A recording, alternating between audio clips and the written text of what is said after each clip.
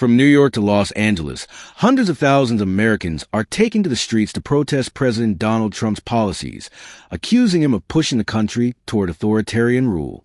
The rallies, part of a nationwide No Kings movement, have drawn peaceful crowds, political leaders, and international attention. Across the United States, massive demonstrations have erupted in response to Trump's sweeping use of executive power. In New York City, thousands filled Times Square, holding signs that read "Democracy, not monarchy," and "The Constitution is not optional." The streets were packed. The sound of drums and chants echoed through the air, and police reported more than 100,000 peaceful protesters across the city's 5 boroughs. Beth Zasloff, a freelance writer who joined the demonstration, said she felt compelled to act because she fears the nation is moving toward fascism. "It gives me hope to be out here with so many people who care," she said. Similar protests took place in Chicago, Miami, Los Angeles, and Washington, D.C. In the capital, thousands marched near the National Mall. Vermont Senator Bernie Sanders addressed the crowd, declaring, "We're not here because we hate America. We're here because we love America." The demonstrations, organized under the name No Kings, emphasize nonviolence and civic unity.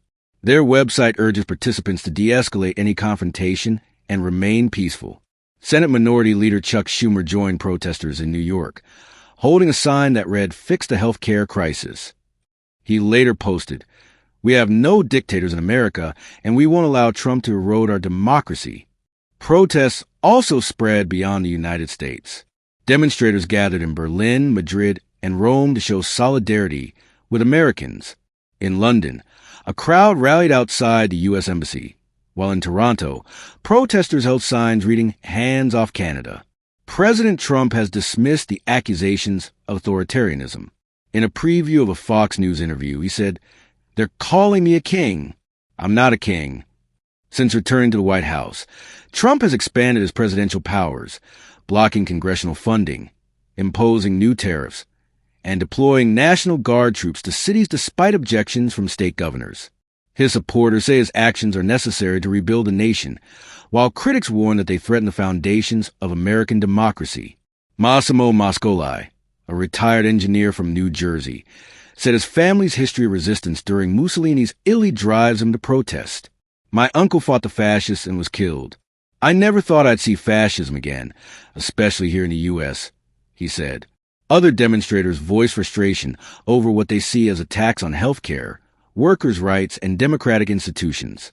One protester in Washington, Chuck Epez, said, "He's gaslighting everybody or trying to, but it's not working."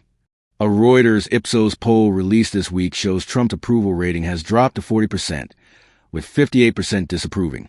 Analysts say the protests reflect deep divisions within the country that could shape the next election.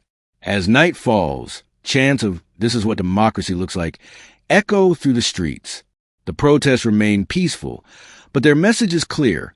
Millions of Americans are demanding limits to presidential power and a return to the democratic values they believe are at risk. This is Inside American News, bringing you continuing coverage of the nationwide protests against President Donald Trump.